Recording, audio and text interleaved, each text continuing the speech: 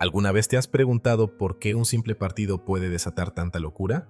¿Por qué miles de personas gritan, lloran e incluso pelean por un equipo que ni siquiera sabe que existen? Es curioso, ¿no? Lo que parece pasión muchas veces es una guerra de egos disfrazada de amor al fútbol. Y lo más impactante es que pocos se dan cuenta de eso. Vivimos en una cultura donde la camiseta se convierte en una segunda piel y la identidad se confunde con un escudo. Lo que para muchos es orgullo futbolero, para otros es el reflejo de una necesidad más profunda, sentirse parte de algo. Ahí entra el ego, ese personaje silencioso que mueve los hilos de la psicología del fútbol y del comportamiento de los aficionados. ¿Por qué la gente ama tanto el fútbol? Tal vez porque sin saberlo, buscan en el campo una versión de sí mismos que no encuentran fuera de él. Y aquí viene lo más interesante, entender el ego detrás de los fanáticos del fútbol no es solo una crítica social, es un ejercicio de autoconocimiento brutal, porque si logras ver el fanatismo con ojos conscientes, también podrás entender tu propio ego, tus reacciones, tus emociones y, en última instancia, cómo recuperar tu libertad mental. Lo que descubrirás hoy no es solo sobre fútbol, sino sobre ti. El ego como motor oculto del fanatismo futbolero. El ego, detrás de los fanáticos del fútbol, actúa como una fuerza invisible, pero poderosa. Cuando alguien dice mi equipo es el mejor, en realidad no está hablando del equipo, está hablando de sí mismo. Su autoestima se funde con los resultados del club. Si gana, se siente invencible, si pierde, se hunde en la frustración. Es la psicología del fútbol en su forma más pura, una proyección emocional que refleja la necesidad humana de validación y pertenencia. Y aunque suene exagerado, es la misma dinámica que impulsa guerras, ideologías y hasta relaciones tóxicas. En la mente de los fanáticos, el partido no se juega solo en el campo, sino en el terreno del ego. Es ahí donde el individuo se convierte en parte de una mentalidad de masas. Lo que era un yo se disuelve en un nosotros. Esa sensación de pertenecer a una multitud es embriagante, libera al individuo de la responsabilidad de pensar por sí mismo, y lo curioso es que cuanto más se entrega al grupo, más cree que está siendo libre. Paradójico, ¿verdad? El ego se disfraza de identidad colectiva, pero en realidad lo mantiene prisionero. Si uno quiere romper con el sistema y desarrollar una mentalidad fuerte, necesita observar ese proceso en sí mismo. ¿Por qué se altera tanto cuando alguien critica a su equipo? ¿Por qué necesita defender un escudo como si fuera su propio honor? Ahí se esconde una oportunidad de autoconocimiento. Ver el juego desde fuera no te hace menos apasionado, te hace más consciente, porque cuando entiendes la psicología de grupo y el fanatismo deportivo, comienzas a dominar algo mucho más valioso, tu propio ego.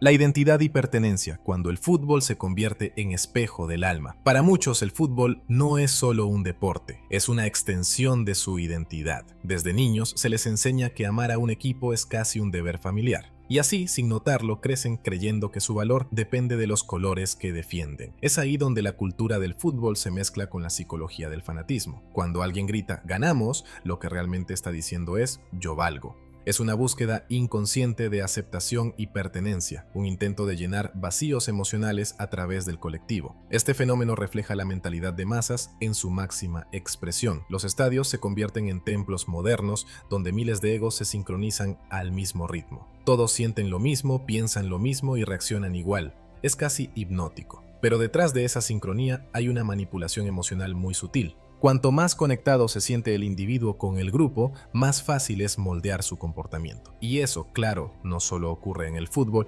ocurre en la política, en la religión y hasta en las redes sociales.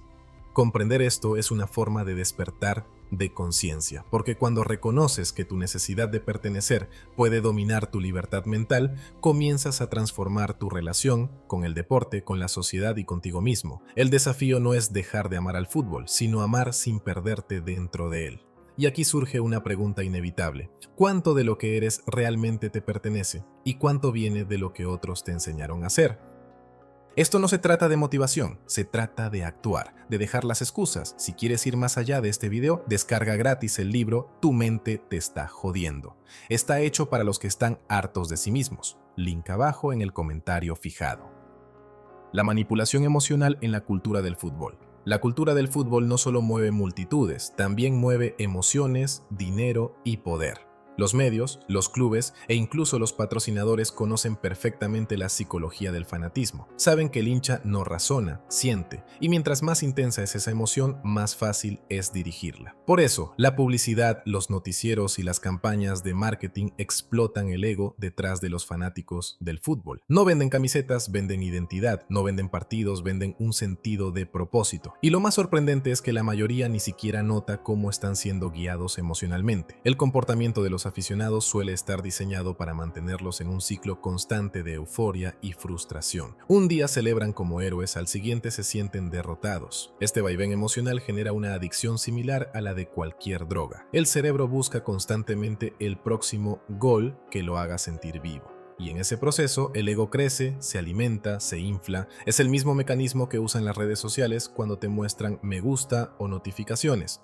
refuerzos emocionales para mantenerte enganchado. La reflexión personal llega cuando uno se pregunta, ¿soy yo quien elige mis emociones o alguien más las elige por mí? Entender la psicología de grupo en el fútbol es un ejercicio de autoconocimiento brutal. Implica desarrollar inteligencia emocional y una mentalidad fuerte para no dejarse arrastrar por el mar de la manipulación emocional, porque el verdadero fan no es el que pierde la cabeza, sino el que mantiene la conciencia. Pero claro, reconocerlo es el primer paso para ver lo que viene después, cómo el fanatismo puede convertirse en una forma de autoengaño.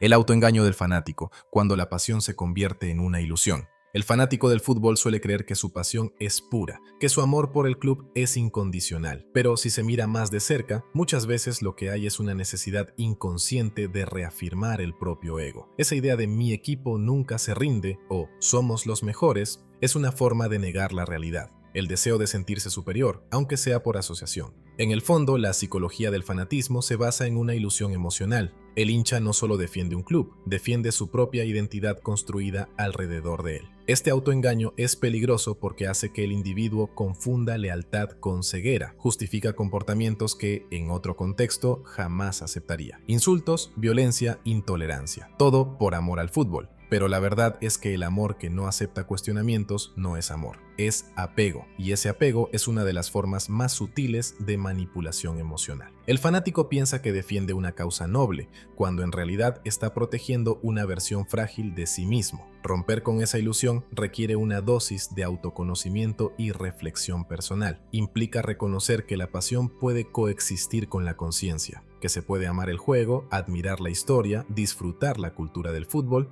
sin perder la libertad mental, y cuando eso sucede, el fútbol deja de ser una prisión emocional y se convierte en una herramienta de crecimiento. Pero claro, pocos llegan hasta ahí porque hacerlo implica enfrentarse a algo más profundo, la sombra del propio ego.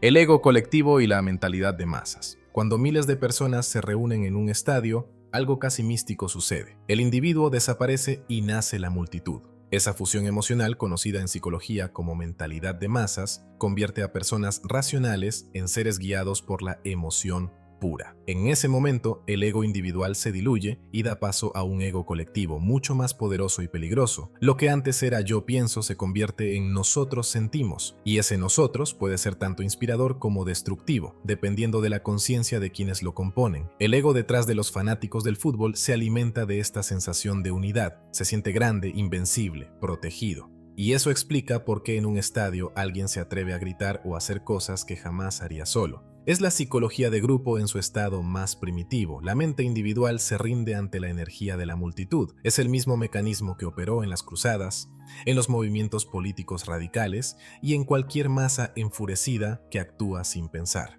Comprender esto no es una invitación a dejar de disfrutar el fútbol, sino a despertar la conciencia dentro de él. Tener una mentalidad fuerte es aprender a disfrutar la euforia sin perder el control. Es saber gritar un gol sin convertirse en parte del caos. Cuando logras eso, descubres algo fascinante. Puedes ser parte del grupo sin perder tu libertad mental. Pero claro, esa libertad tiene un precio, y es el siguiente paso en esta reflexión: aprender a controlar el ego antes de que él te controle a ti. ¿Cómo controlar el ego en el deporte y en la vida cotidiana? Controlar el ego no significa eliminarlo, significa ponerlo en su lugar. En el fútbol, como en la vida, el ego puede ser un aliado o un enemigo. Cuando se usa con conciencia, impulsa la superación; cuando domina, destruye. La clave está en desarrollar inteligencia emocional. Reconocer cuando tu orgullo te está manejando. Por ejemplo, si te enojas porque alguien critica a tu equipo o tu opinión, No estás defendiendo una idea, estás defendiendo tu identidad. Y ahí es donde el ego se disfraza de pasión. Una práctica poderosa para controlar el ego es la observación consciente. La próxima vez que estés viendo un partido y algo te moleste, no reacciones de inmediato. Observa lo que sientes. Pregúntate, ¿por qué me afecta tanto? Este simple ejercicio te separa de la emoción y te devuelve el poder. Lo mismo aplica fuera del fútbol, en discusiones, en redes sociales, en el trabajo. Cada vez que eliges la calma sobre la reacción, estás fortaleciendo tu mentalidad fuerte y tu libertad mental. El desarrollo personal crudo empieza cuando aceptas que el verdadero rival no está en el campo, sino en tu mente. Ese es el despertar de conciencia que pocos alcanzan. El ego no se elimina, se domestica. Y cuando logras hacerlo, el deporte se convierte en una metáfora de tu crecimiento interno. Cada partido, una lección, cada derrota, una oportunidad, cada victoria, una prueba de equilibrio. Pero aún queda una última jugada en este partido: entender cómo todo esto conecta con la sociedad que hemos construido alrededor del fútbol. Sociedad y deporte, el espejo de nuestra conciencia colectiva. El fútbol, más que un juego, es un reflejo de la sociedad. En las gradas se ve lo mismo que en las calles: divisiones, egos enfrentados, luchas de poder y una búsqueda constante de identidad. El comportamiento de los aficionados no es más que un espejo de lo que ocurre a nivel colectivo. Si una sociedad está fragmentada, el fútbol se convierte en su válvula de escape. Es la psicología del fútbol puesta al servicio de las emociones reprimidas de una cultura que a menudo no sabe cómo canalizarlas. Esa relación entre sociedad y deporte revela algo profundo. Seguimos al fútbol no solo por amor, sino porque nos da sentido. Nos ofrece héroes, villanos y una narrativa que distrae del vacío existencial que muchos sienten fuera del estadio. Pero si lo miramos con una conciencia más despierta, podemos usar esa misma energía para crecer. El fútbol puede enseñarnos sobre trabajo en equipo, resiliencia, estrategia y mentalidad fuerte, siempre que no caigamos en la trampa del fanatismo deportivo. Romper con el sistema no significa rechazar lo que amamos, sino reinterpretarlo desde la libertad mental. Ver el fútbol sin perder la conciencia es un acto de rebeldía silenciosa, una forma de pensamiento independiente que pocos se atreven a practicar. Porque al final, entender el ego humano a través del fútbol no es solo una reflexión personal, es una crítica social con un propósito mayor: ayudarnos a despertar como individuos y como colectivo. Y ahí, justo ahí, empieza el verdadero juego. El fútbol puede ser una pasión que une o una ilusión que divide. Todo depende del nivel de conciencia con el que lo vivas. Si después de escuchar todo esto te diste cuenta de que el ego también juega en tu cancha, felicidades. Acabas de ganar el partido más difícil, el que se juega dentro de ti. La psicología del fanatismo no se trata de juzgar a los aficionados, sino de entender cómo nuestras emociones nos moldean. Y cuando logras ver eso, se abre una puerta hacia la libertad mental, hacia un tipo de autoayuda real que no se encuentra en frases bonitas, sino en el coraje de mirarte sin filtros. Ahora te toca a ti preguntarte: ¿amas el fútbol o lo usas para llenar un vacío? ¿Eres fanático del deporte o prisionero de tu ego? ¿Te unes a la multitud por pasión o por miedo a estar solo? Reflexiona sobre esto la próxima vez que veas un partido y observa no solo lo que pasa en el campo, sino lo que pasa dentro de ti. Ese es el verdadero despertar de conciencia, usar lo cotidiano como herramienta de autoconocimiento. Y si este video te hizo pensar diferente, si te ayudó a ver el fútbol y la vida